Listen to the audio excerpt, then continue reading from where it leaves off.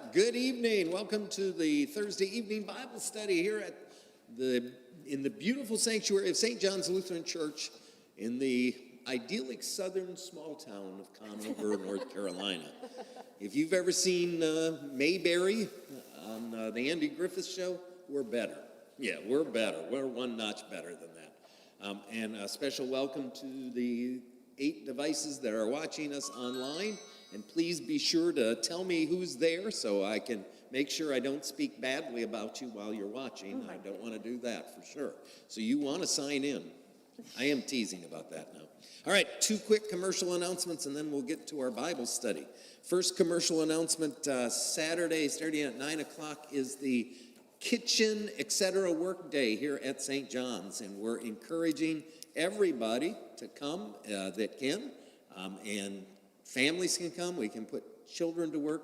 Newborns probably will not get put to work, but anybody older than that we can put to work. And we're going to try to get the 2 kitchens and some of the areas around them clean, deep clean, get it good. And there's other stuff we can do too, depending on how many people are here. But many hands makes the work light, so if you come, it can make it easier for everyone else. And we'll enjoy some good fellowship as well, so do come. And also just a note about Sunday afternoon at 3 o'clock is a drug awareness seminar. We've been doing stuff for adults. This one's for youth and children ages 9 to 12, and then there's a different class for youth 13 and up. And unfortunately, in the last couple of weeks, I've learned of several more opioid overdoses that resulted in death. Hickory is one of the worst areas for whatever reason in the United States for opioid abuse. And rather than just lamenting what is happening, our church is determined to try and change things, to try and get people to think about it and turn away from those temptations that are all around us. So, if you have children or grandchildren, please bring them Sunday at 3 o'clock here at St. John's. And with that, we'll go ahead. All right. Oh, yes. Well, I just wanted to volunteer Sarah sometime to be a guest speaker. Yes, she could be because she knows how, even when you take pain pills for legitimate reasons, they can become habit-forming and addictive and take over your life. So you're absolutely right. That's because I remember Rush Limbaugh passed away this week, and that's tragic. But I remember that spell in his life where he had some major back problems and started taking pain pills to help him get through.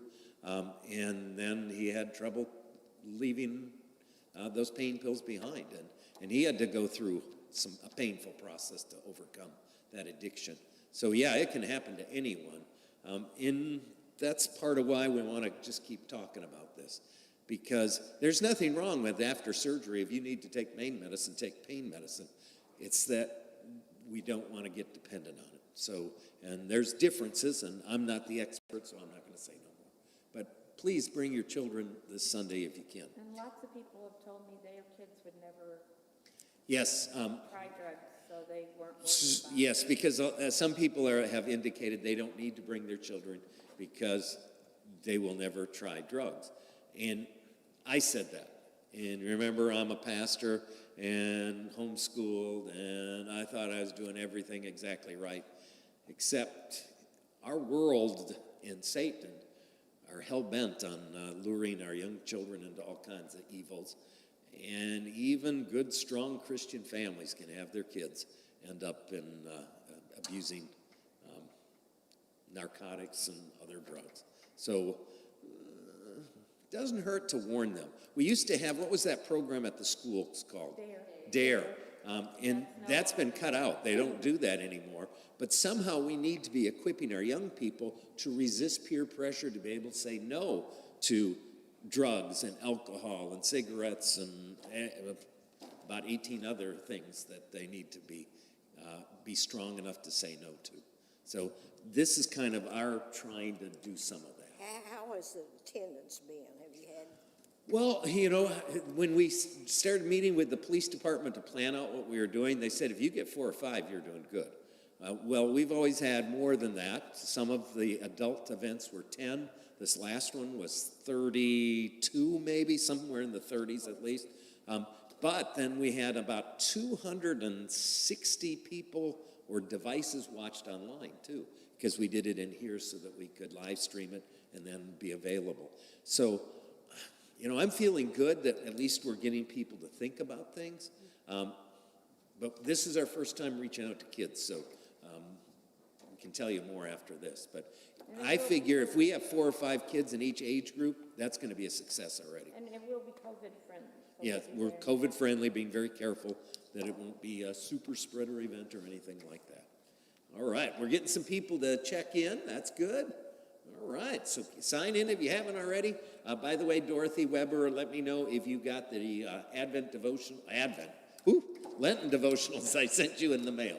So somewhere indicate on that if you got those Lenten devotional books. All right, what did we talk about last time? Because we're just going to do a quick wrap-up of that, and then we're starting on a new topic. Yes, coveting or greed. And what did we say were parts of the solution to overcoming coveting and greed? And there was at least 2 big things. Being content. Well, being content, but how do you get to being content? You know up there, right? Say it. Being thankful. Counting your blessings actually has a tremendous, when you can start noticing all that you have, then the stuff you don't have doesn't seem that big. So being thankful leads to contentment. And the other thing I mentioned is generosity leads to contentment. As long as I'm clinging to everything I possibly can, then I can't give. But when I can give to help those in need and give to help with the work of God's church, I'm overcoming those tendencies. So those were 2 of them. But after I looked at it, it's not that we covered every single Bible verse, but we'd covered all the main points. So I thought we'll just go ahead and jump ahead. But to me, that biggest thing of thanksgiving is a crucial thing. In maybe that idea, at Thanksgiving time, we're supposed to count our blessings. Most of the time, I'm not sure we really do that all that much because we're too busy with other things. But how about every night? I mean, every night, hopefully you say some prayers as you wrap up the day. And certainly, if there's things that you struggled with, we'll confess them. But as you think about that day you just lived, start thanking God for all the blessings he gave you that day. I find that it puts you in a mood where you can go to sleep okay. Instead of ending with the worries, we end with thanksgiving. We end with praise, thinking of all the things God is doing for us. And I'll tell you what, even when we're having bad days, God's still doing all kinds of things. If only we will notice, if only we'll look beyond the trouble. I once did a sermon, I think it was a Thanksgiving sermon, where I had a sheet of paper, and I held up a sheet of paper, and there was 1 dot on it. And I said, "What do you see?" And everyone said a dot. And I said, "What about the sheet of paper?" Because the dot is our troubles. We don't even, we notice that, but we don't even notice all the good things. So that habit of saying thank you to God, each night just being able to praise God for 10 things that you are overly thankful for today. Yeah, I mean, I've heard some people say instead of just Thanksgiving to also do Thanksgiving. yeah, and Thanksgiving leads to Thanksgiving, which is because we're content, because we know that we're blessed, then we start doing more for God because he's done so much for us. Yeah, Thanksgiving leads to Thanksgiving. That's a good point. All right, so any other comments on that topic? All right, so then now we're going to look at the emotion of anger. So just before we even look at it, is anger necessarily a sin? No. And why would we say that? Even Jesus got angry. Jesus got angry. You remember what was one of the things he got angry at? They turned the temple. Yeah, they turned the temple into a den of thieves. They were, stealing from people in God's name of all things. And so when he cleared out the temple of and it's really the courts of the temple. But when he cleaned that out, that he did twice, he was angry, but he did not sin. There is a righteous anger that is certainly okay. What would a righteous anger be? Injustices that you see that are being done to other Injustices, for me, I'm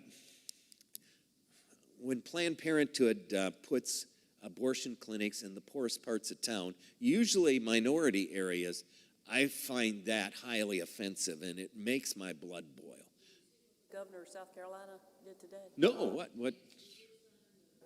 Heartbeat bill. Oh, it's good, because a lot of states have passed that, and eventually, all this stuff, it's going to be challenged, it's going to be put on hold for sure. I mean, that always happens, but all these cases are rising up through different court levels, and they're going to arrive at the Supreme Court, and one day the Supreme Court's going to be forced to overturn Roe versus Wade. Now, that won't make abortion legal everywhere, or illegal. It's going to go back to the states. It'll be a state issue.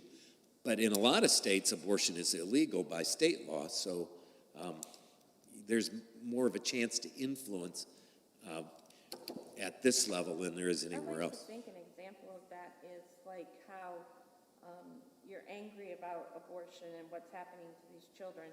So you're in a group like Lutherans for Life that teaches people about it and prays for people. And to me, that's a good way to handle your anger, as opposed to like the person who's against it, who's standing out there, yelling obscene things to people and telling them they're going to hell, or the ones bombing it. Yes, so when Eric Rudolph, and I'm going to paraphrase in case that didn't get picked up too well, if we are filled with righteous anger for abortion and use that to join pro-life groups like Lutherans for Life, or to support the Pregnancy Care Center, that's a good use of anger, no sin. But we can get angry, and in our anger, go into sin. Like Eric Rudolph, who was the one that bombed that abortion clinic, I think it was in Atlanta, does that sound right? I'm pretty sure. And then he hid out in the Blue Ridge Mountains somewhere in the western part of the state, I think. Wasn't it in North Carolina he was hiding? Yeah, so, and he hid out there for what, a year or two? I mean, it was amazing. He had good 5 years, it was even longer. He ended up bombing the Olympics. Yes, and he bombed the Olympics too. 2 abortion clinics that he had attacked. Yeah, and quite honestly, Eric Rudolph did more harm to the pro-life movement than probably any other person, because now they could write off our arguments because we're just extremists. We're just a terrorist group. And that's not what the pro-life movement is, but that's what one individual did. But there's an example of it's an anger that led in the wrong place, and that's really what we're going to ponder. But I just wanted to say up front, being angry is not a sin. What you do with that anger most certainly can be a sin. And we'll talk more about that at the time. Yes? Well, there's been so much lately, too, about the pedophilia and the sex trafficking that is infuriating. Oh, it is. The abuse of the little ones, especially. And When you see this Jeffrey Epstein, who was procuring underage teenage girls for the rich and famous to have sex with on his sex plane and his sex islands and all this stuff. And the rich and famous include people like Bill Clinton and a certain royalty, a prince, I do believe, And you see, this stuff had been going on for decades. And it was all kind of a wink and a nod. People knew it was going on, but they did absolutely nothing about it. And that is infuriating. And when you think, we always think of sex trafficking as they're taking young people from, Central America or other places and bringing them into the country. Most sex trafficking is with runaways here in the United States. Well,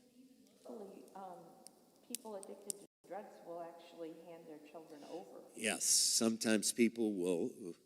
program. Yeah, there's a lot of opportunities, but yes, that's something I want us to be disturbed by that. Now, that doesn't mean I want us to go around with a shotgun and start shooting people we think are guilty of stuff, but we must demand that our society enforce the laws we have. Child porn, every so often there's these big efforts, but child porn's this huge industry, and child porn directly feeds into sex trafficking and child abuse, all the child molestation stuff. That movie that Netflix put on just recently Yeah. was nothing more than, Oh, yes, demoralizing 9-year-olds by having them do, yes. Making them seem like they're sexual beings, Yeah. Which, again, I want us to be disturbed by stuff. And that means, contacting Netflix and saying, this bothered me, and I am not feeling too strongly about watching your programs ever again. Stuff like that. Because, what's that? I forget, what was the name of it? Do you remember, anybody? Because Denise and I don't really watch Netflix. I think it's on our I TV. didn't watch it, I saw it on Laura Ingraham, and she Yeah. was just irate. Yeah, and I wasn't going to watch that. I had heard about it beforehand too, but it's like I'm not going to give ratings to anything. In fact, I stopped watching the NFL because I didn't want to I wanted their ratings to plummet until I started thinking about things. Now I did break down in the playoffs. Sorry, Packers.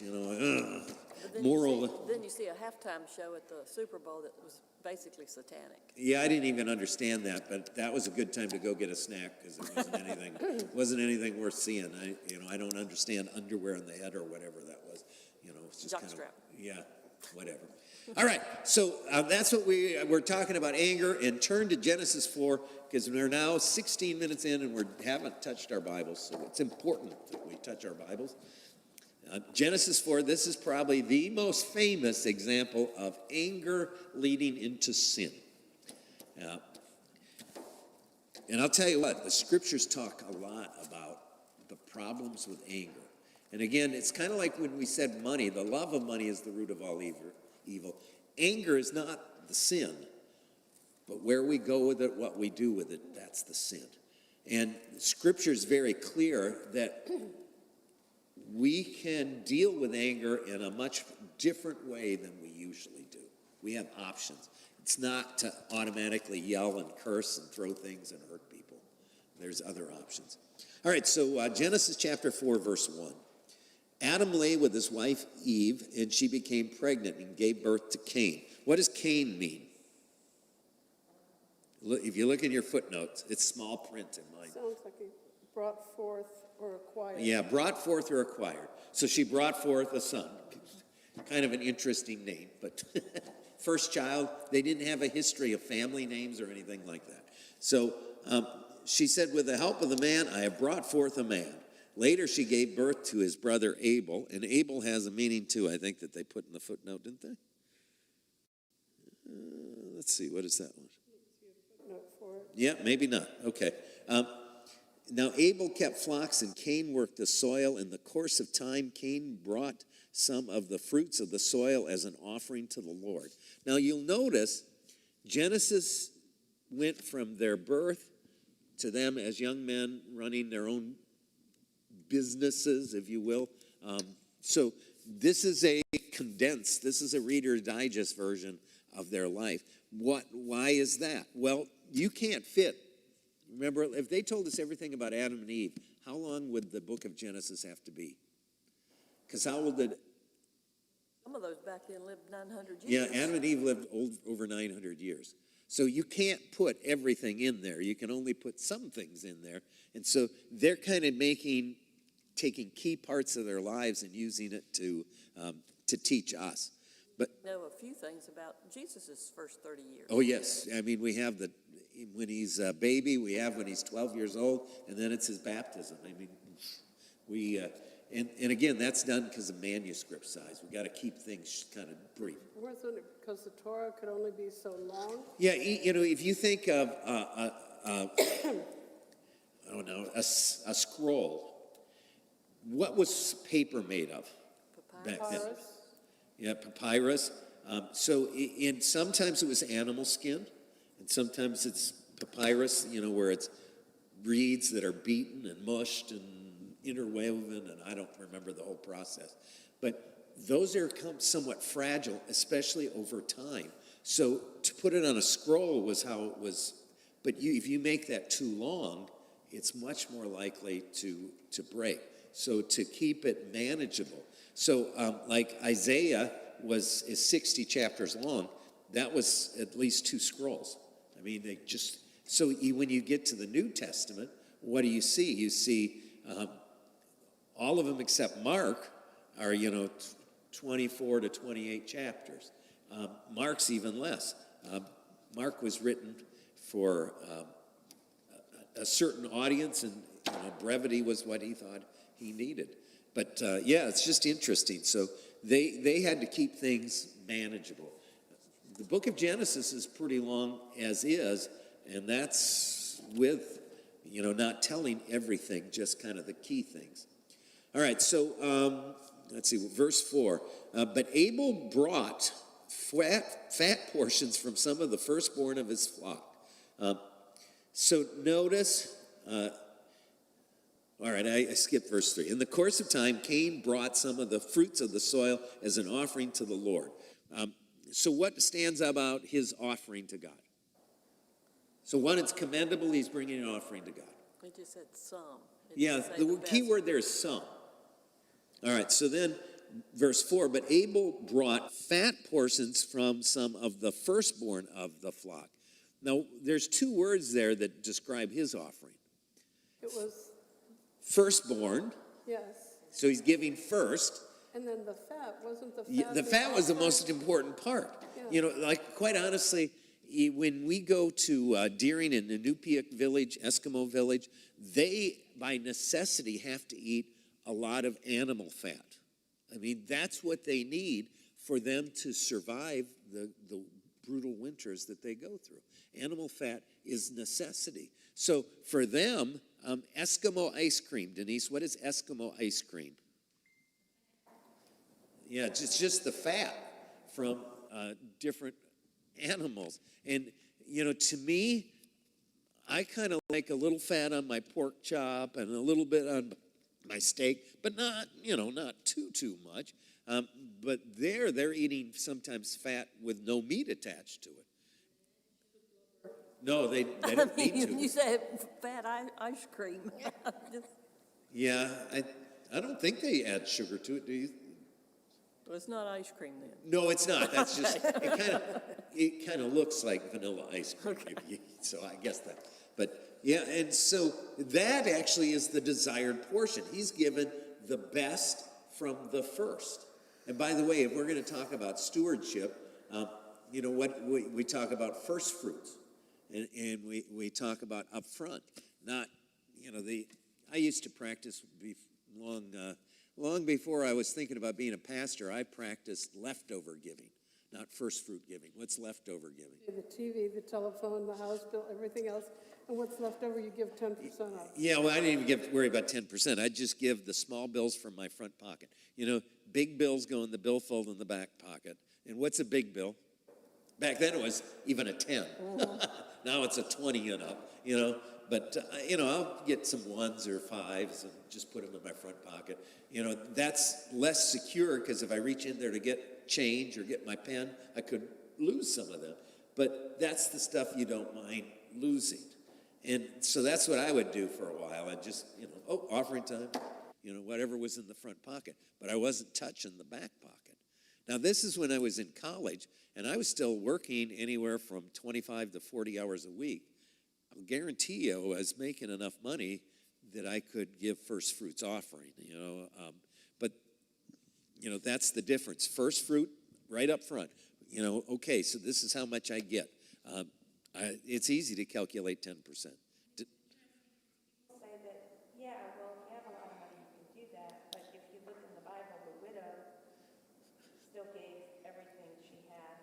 And then I think of that dear lady in Michigan who after... She was living on Social Security, and after I'm saying this so that, because you won't get picked up by the mic. I wasn't trying to be rude and cut you off, although I do that some too.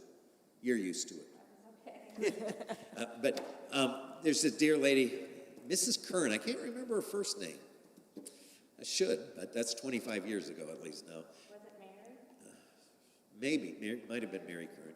But she passed away. She was a widow, lived just on Social Security, so no income other than Social Security. And that's not a lot. But what was interesting, about 2 months after she died, her son called me up and asked if he could come over. I said, sure. And he brought his mom's Bible. And she had gotten her check first of the month from Social Security. And the first thing she did, she took money out of there and set aside to give to the church. And she'd put the money, first fruits, 10% in her Bible, and then whatever she had left, that's what she would live on. But he found her Bible and noticed her offering envelopes that were already filled in there, and so he wanted to bring them to the church. But it almost made me want to cry, you know. What a beautiful thing. And especially when you know how little she was living on, which, you know. But yes, so what I want to point out, Cain did bring an offering, commendable, that's great. But Abel brought the better offering, first fruits, generous. You know, think of it that way. So, like if I was bringing fruit from my garden and I had some corn, and I'm picking that corn on the cob because that's a food I actually like. Any of the other foods I wouldn't mind bringing to the Lord, you know, green beans, cabbage, just bring it to the Lord. That's a good use for it. But corn on the cob, well, let's see, here's some that have some worm damage. I'll give that to the church, and these good ones I'm going to eat. That's kind of the implied sense. He gave some, but he didn't give his best. He gave what didn't hurt him too bad to get rid of. So then we're in the middle of, verse 4. The Lord looked with favor on Abel and his offering, but on Cain and his offering he did not look with favor. So Cain was very angry, and his face was downcast. So who's he angry at and why? God. He's angry at God, first of all. And then Abel. And his brother. So why would he be angry at his brother? His brother didn't do anything wrong. It Because makes he me went up wonder, to him. too, how did God communicate his displeasure with Cain? Yes, in those early days, even after the fall, we don't quite understand how the interactions of God with people. So, but obviously they knew who had God's approval or not. And I'm not going to say how, because I don't know. This is the text. Mad at him for like show off. You have to try to do better than me. So, all right, imagine, let's see, imagine you were the really good kid and never got in trouble and your parents always praised you. Speak up, Mama. Okay, yeah, I always have fun with this, but yeah, and then you have another sibling that's still a pretty good kid, don't get me wrong, but he's more testing the limits, you know, trying to get away with stuff when he can, and gets in trouble a lot, and then, you know, when you get praised, you know, he's mumbling, oh, that goody two-shoes, and he's kind of mad at you, right?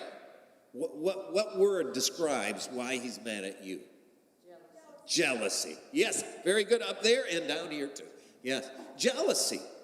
Because they're getting something you want. They're getting praise. They're getting recognition. You know, they're getting whatever. Jealousy, by the way, so let's suppose your neighbor across the street won $10 million. Would you feel happy for them or sad that it wasn't you? A little of both. An honest answer. Yes, probably we would. But, you know, I'd like to think, well, okay, so let's make it another member of the church won 10 million. Yeah, now I can mainly feel good for Well, you're going to be real happy because they're going to tithe. Well, I'm going to remind them to tithe for sure, yes. You know, but yes. But that's, in fact, when people go hunting and they have a successful hunt, I always remind them that there is a tithe of that too. You know, need to tithe to the pastor on that one. Senior pastor, by the way. Depends on what they're hunting. I'm not even thinking of Publishers Clearinghouse. I told Joe, I said, okay, if I win, I said, I'm going to give so much to the church, the parents, the care center, and all these. Yeah, and that's what I have fun with sometimes, you know, yeah.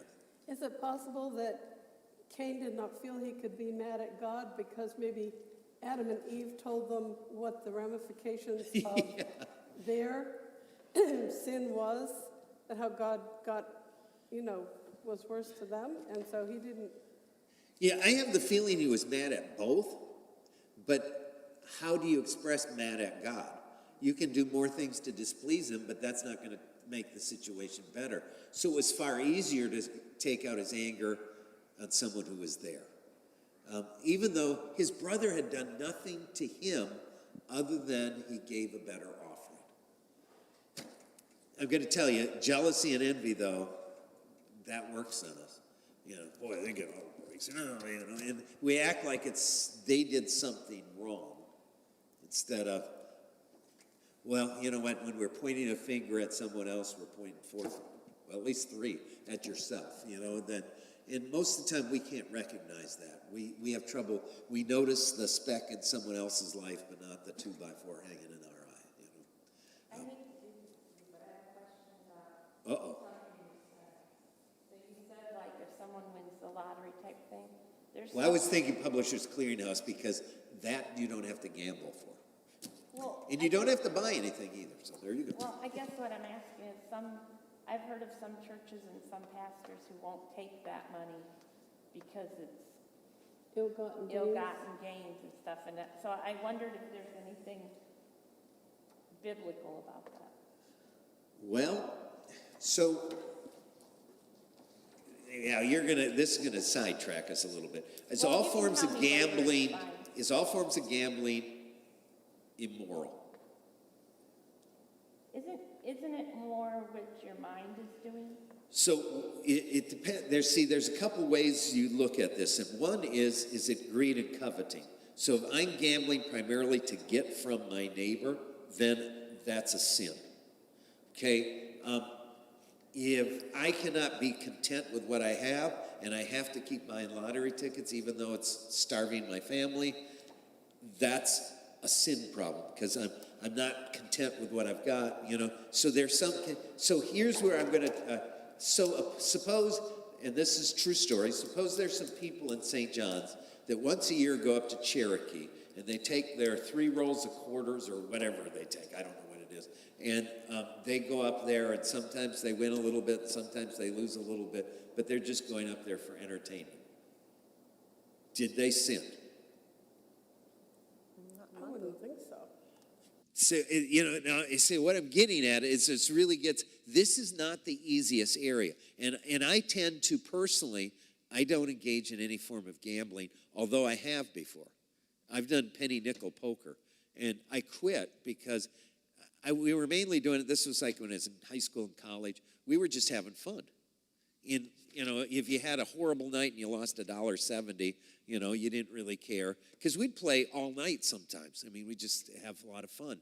And it was a chance to be silly and stuff. But after a while, I noticed I started to care.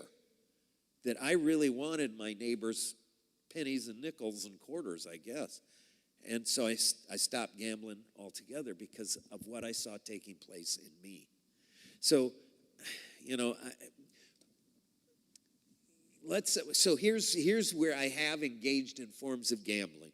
So sometimes a group is having what do you call those? A raffle, yes. So technically that's gambling, and yes, Camp Lynn Haven does that. And what I always say is, if I win, I'm giving it away. I don't want any of it because I'm mainly giving. What is that? How much is it for the raffle thing? $100.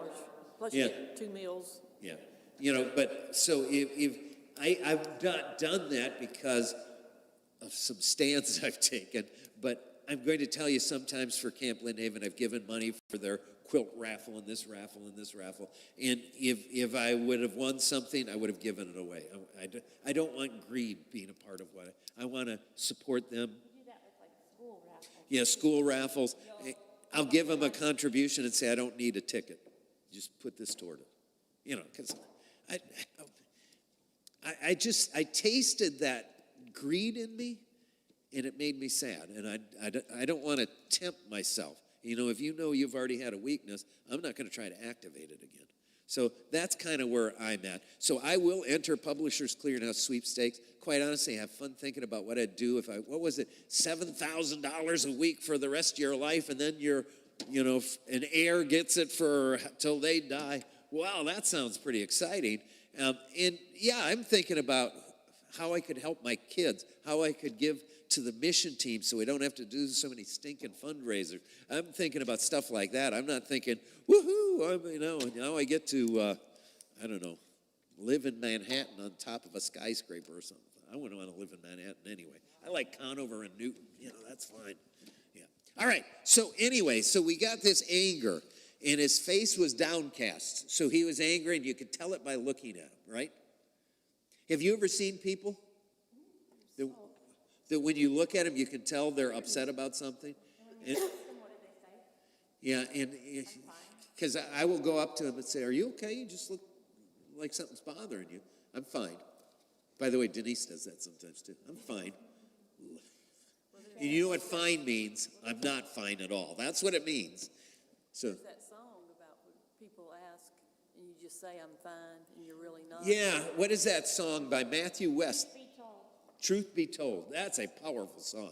So if you've never listened to that song, do listen to it sometime, because, man, and it is a tendency we have to sugarcoat and cover, and yeah, that's a powerful one. So, but if you looked at Cain, you could tell something was bothering him. Okay, verse 6.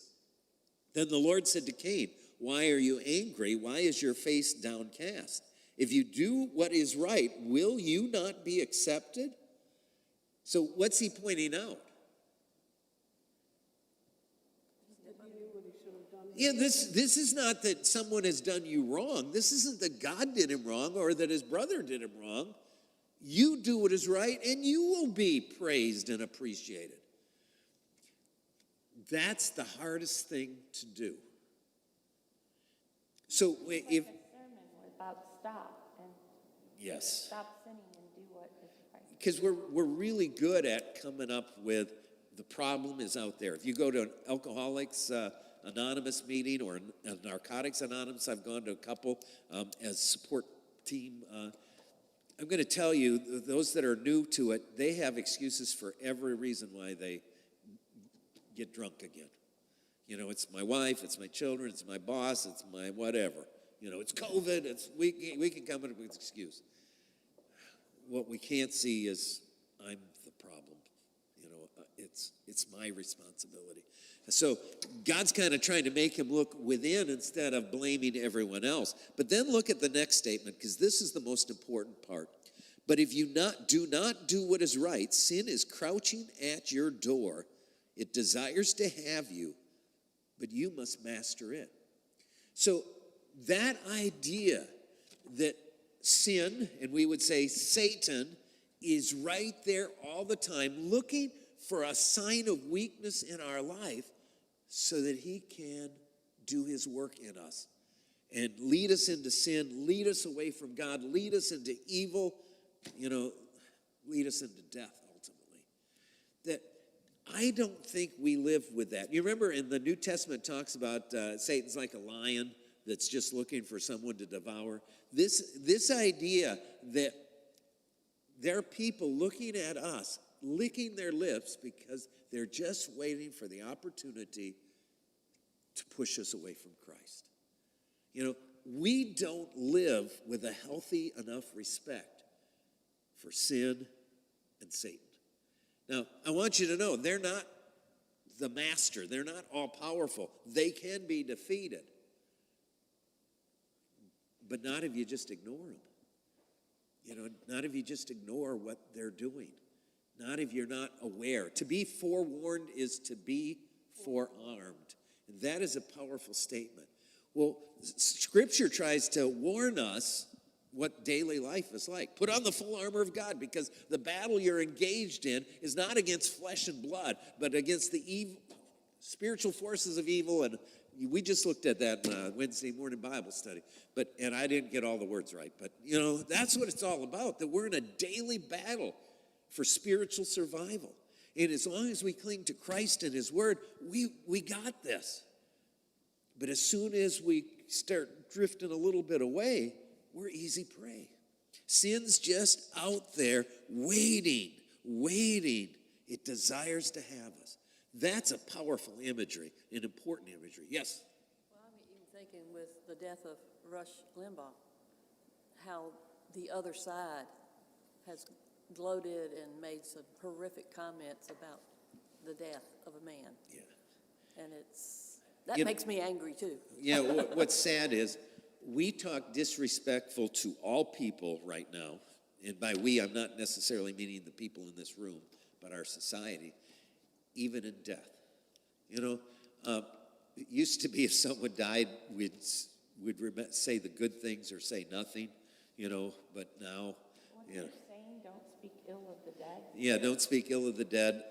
By the way, don't speak ill of the living either.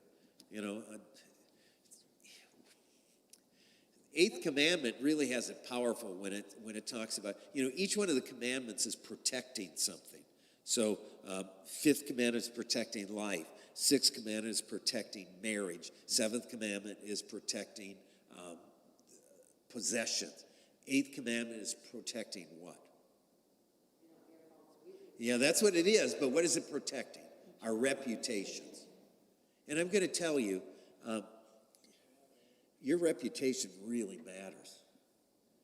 And it hurts, doesn't it, when people have been saying unkind things about you. Well, and I think like these last couple of years, especially with the COVID and coming into this new year, it just seems like Satan's just running rampant. He's dividing families, he's dividing churches. We've given him opportunities. We've given him plenty of opportunities, and we're saying unkind things about all kinds of people. Why?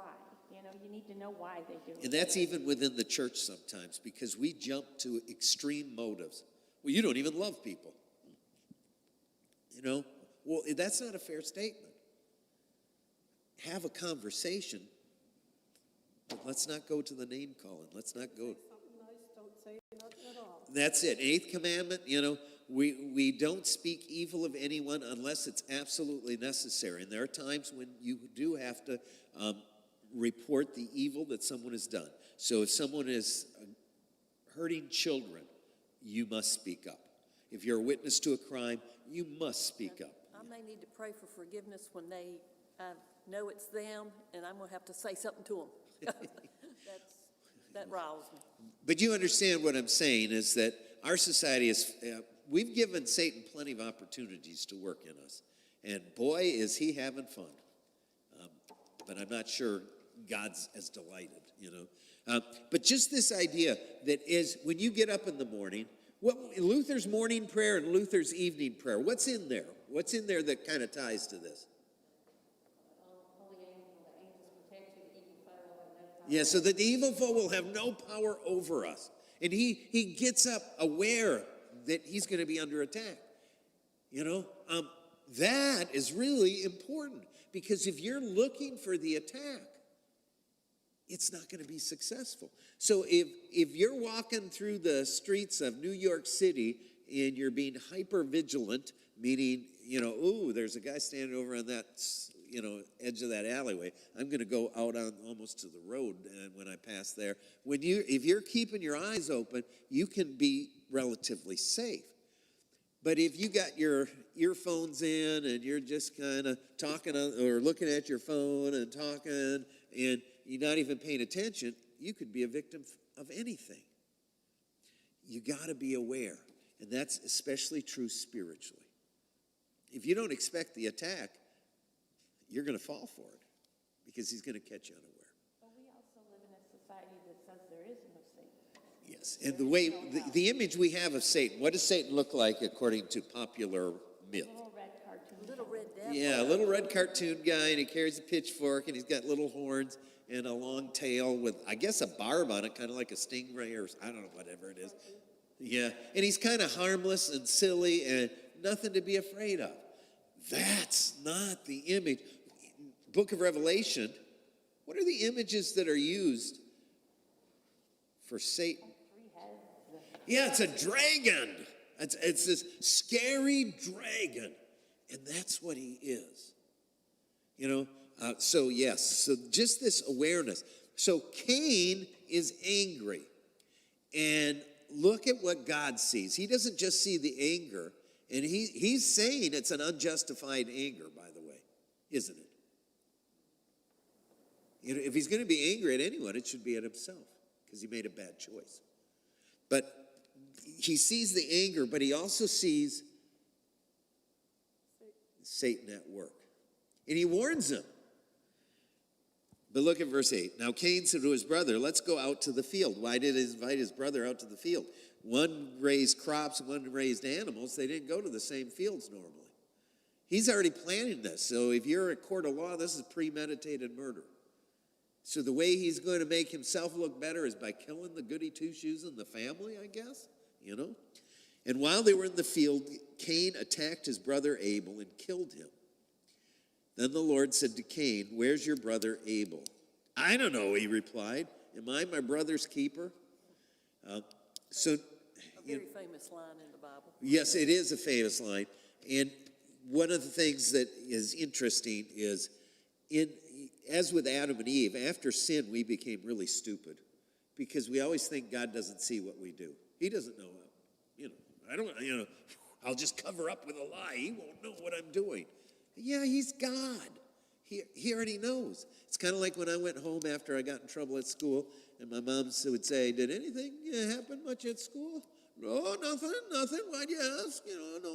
No. And when she's asking, it's time to confess. It's not time to add insult to injury and get into more trouble. But we always assume, no one will ever know. God always knows.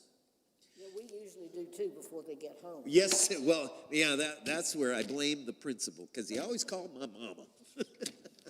I guess that's what they're supposed to do, but it didn't seem fair. I already got in trouble there. I didn't need to get in trouble at home too. But yeah, I guess that was good for me because I stopped getting in trouble after a while, learned my lesson. So, am I my brother's keeper? What's the answer to that question? Yes. Who is your neighbor? Anyone who needs you. Anyone who needs you. So yes, that's God put you here not just for you and your family. He put you here for your neighbors. You are your brother's keeper. The Lord said, what have you done? Listen, your brother's blood cries out to me from the ground. Now you are under curse and driven from the ground which opened its mouth to receive your brother's blood from your hand.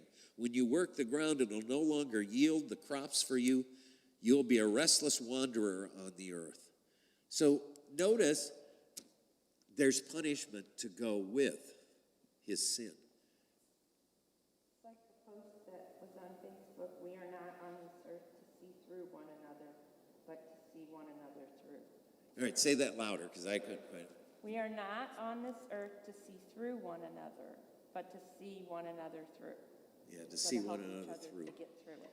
Yeah, and here's the idea that if you think God punishes sin, right? Adam and Eve were forgiven, by the way, but there still were consequences to the sin.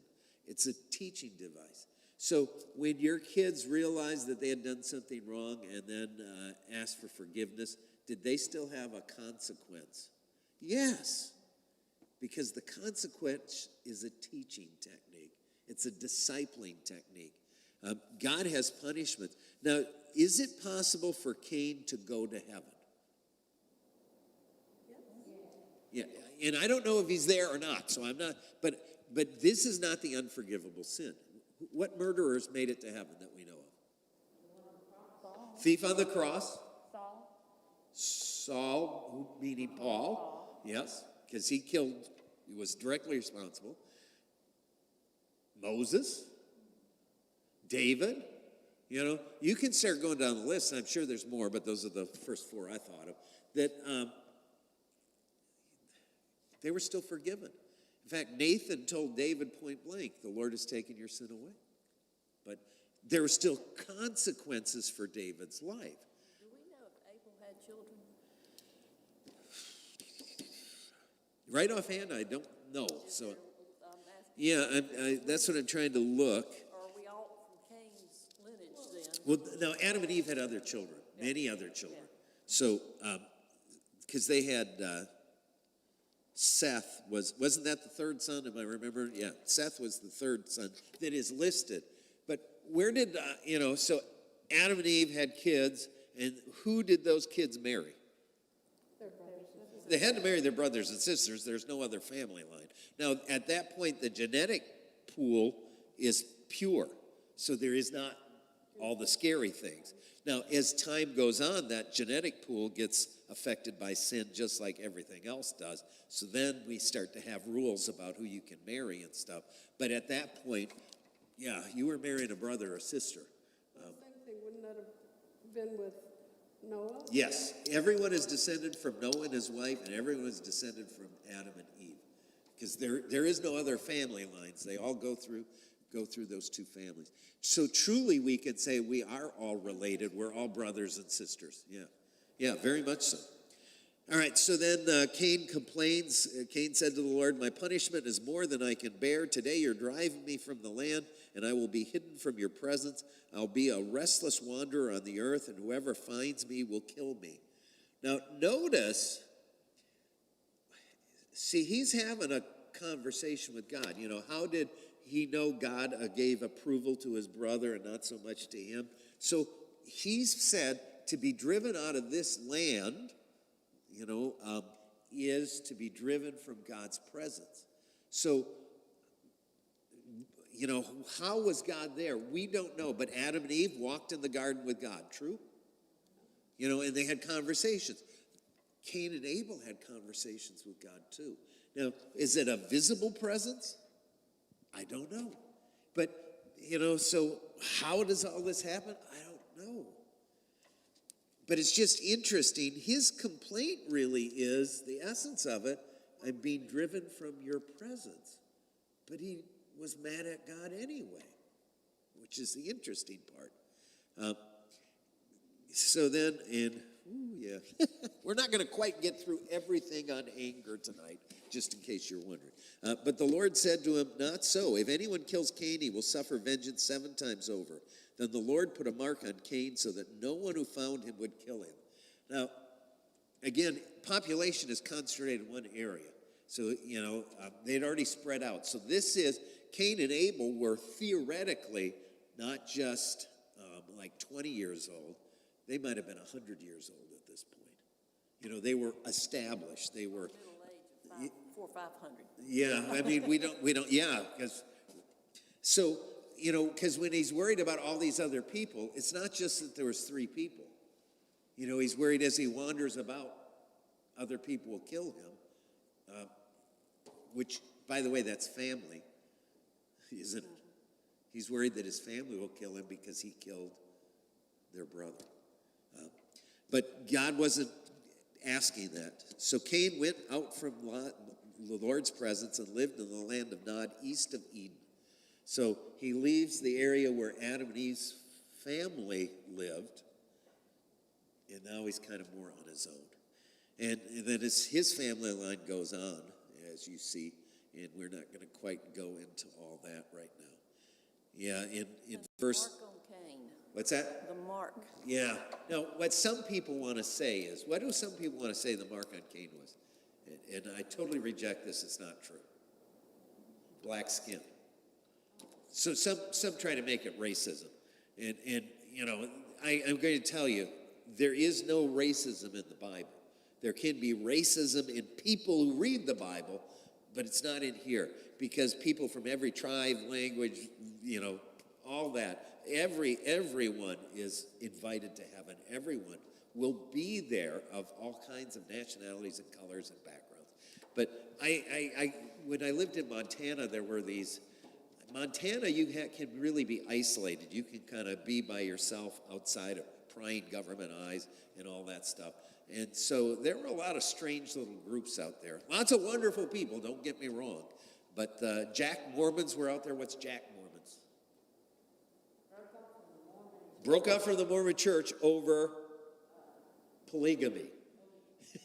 So there would be, one of these little canyons that a road goes up in the canyon, and all the land at the end of the canyon was bought by one family, and there'd be one guy there, and then like 4 or 5 women and 27 children, and those are just relatives, but, everybody kind of knows what they are.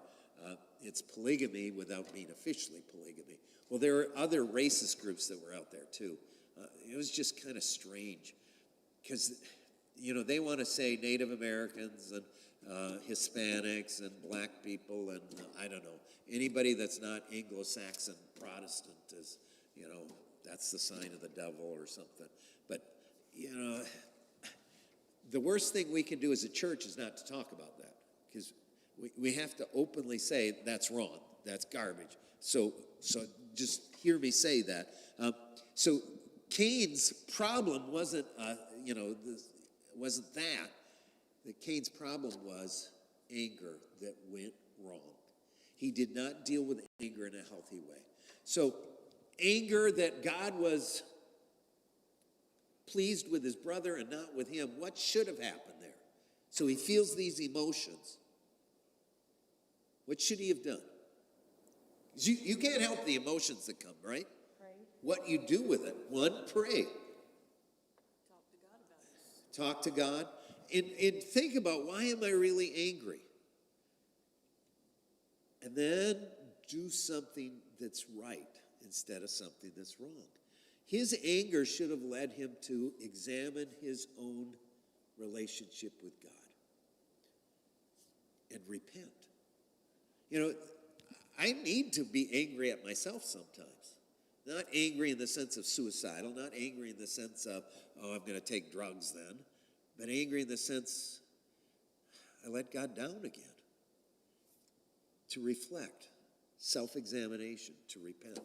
Not an easy thing to do, but that's where his hurt feelings should have gone, not to murder. But the easiest thing when our feelings get hurt is to attack and hurt someone else. And you see that.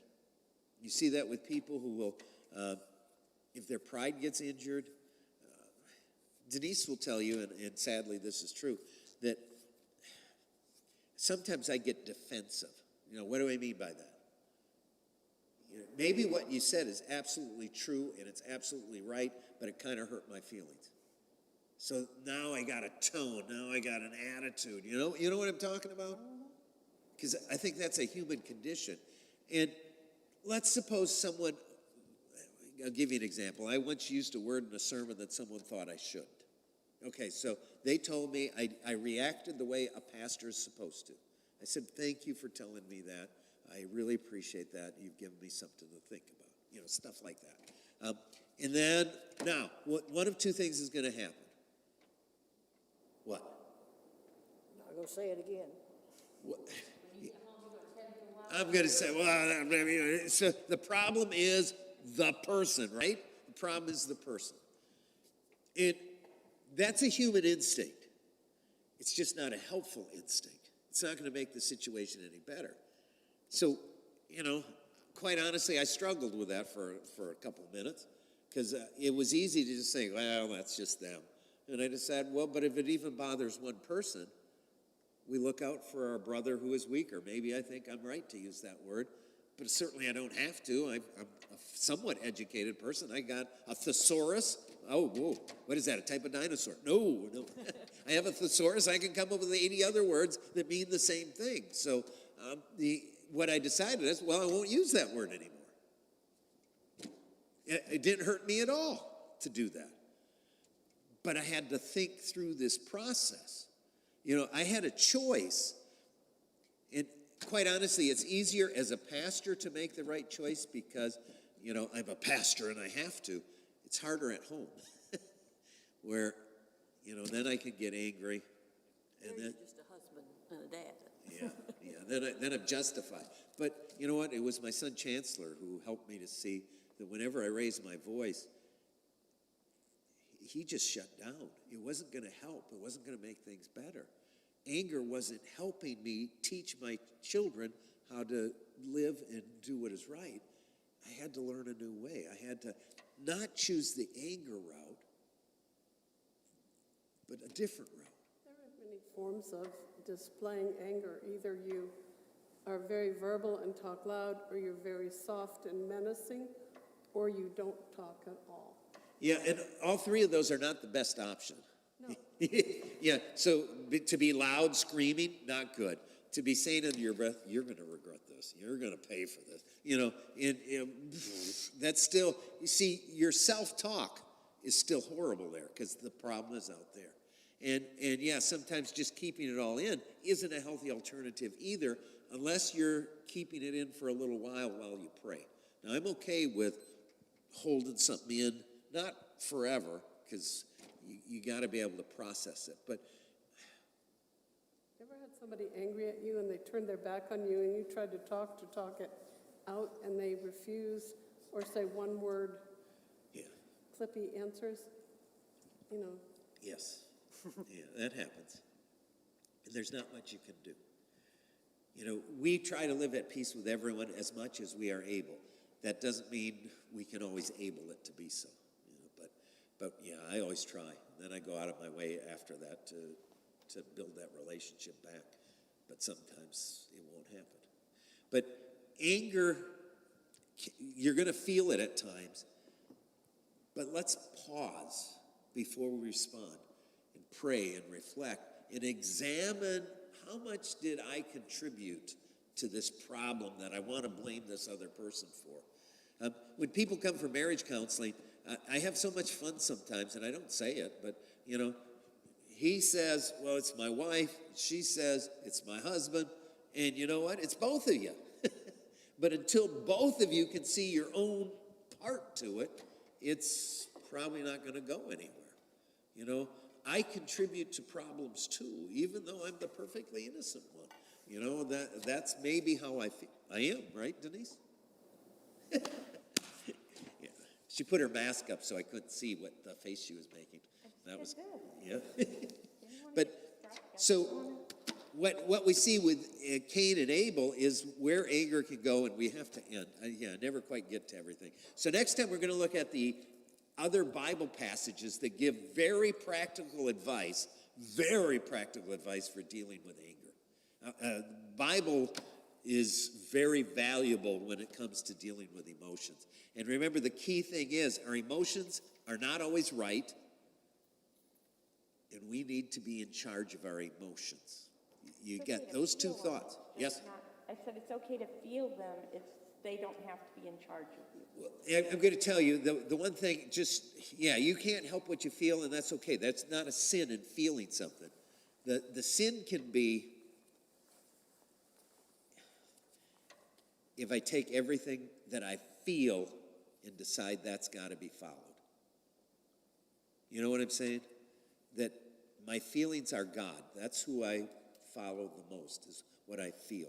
And, I quit going to church there. Why? Didn't feel like it. I didn't feel like it anymore. Did someone were they teaching false doctrine, or was immoral lifestyle of the pastor? That's a reason to quit, by the way. Well, no. Well, but they want me to come more often. Oh, yeah, okay, maybe that's not, so, the feelings, we got to analyze feelings and figure out where they're really coming from. And then be honest with ourselves. And be honest with God and ask Him to help you respond appropriately.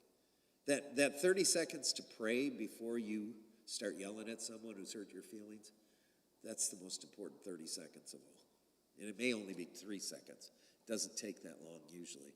It's just remembering, God, I need help right now because I really want to go someplace that's not going to help at all. But society's good at telling us things like, you don't deserve to be treated like that. Or they're good at telling us, you should feel happy. And you need to do whatever you need to do in order to feel happy, which none of that is true. Yeah, happiness is not our God. That's not who we seek after above all else. But even the people who are doing things because they need to be happy find out in the end that didn't make them happy. So where do you find happiness? Because we look for love in all the wrong places. Remember that kind of country song from a long time ago? We look for happiness in all the wrong places, too.